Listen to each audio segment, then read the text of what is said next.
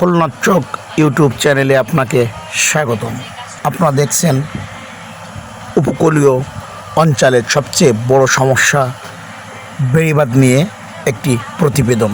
এটি কয়রার দশহালিয়া এলাকার কপোতাক্ষ নদের তীরবর্তী পানির রক্ষা বাঁধ। 26,80,000 টাকা ব্যয়ে 240 মিটার বাঁধ সংস্কারের কাজ চলছে। তবে কাজ শেষ হওয়ার আগেই বাঁধের দুটি স্থানে ধস নেমেছে। বাঁধের প্রায় 100 মিটারের মধ্যে 3টি এবং অপর অংশে আরও একটি পাইপ রয়েছে।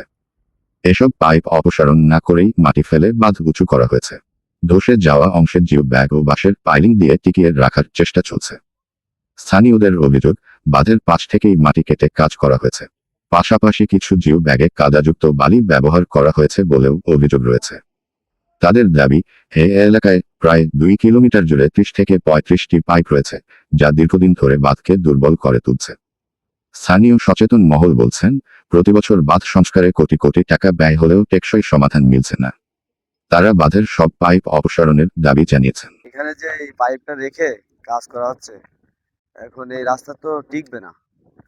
এভাবে যদি নিম্নভাবে কাজ করা হয় তাহলে তো জনগণ ক্ষতিগ্রস্ত হবে। সেখানে এই যে অবদা করতেছে, এই যে নিচে স্লোপের মাটি কেটে যদি স্লোপ তৈরি করে তাহলে তো এই রাস্তা টিকবে না। আর মূলত কথা হচ্ছে এপাশে সব হচ্ছে নোনাগের, যার কারণে ওই যে অনেকগুলো পাইপ আছে, এই পাইপ যদি এরকম থাকে পরবর্তীতে রাস্তা ঘুরে আবার তো রাস্তা ভেঙে যাবে। ঠিকাদারি প্রতিষ্ঠানের বলছে, তারা নিয়মানুযায়ী কাজ করছে, বরং পাইপের কারণে ধস নামায় তারা ক্ষতিগ্রস্ত হয়েছে।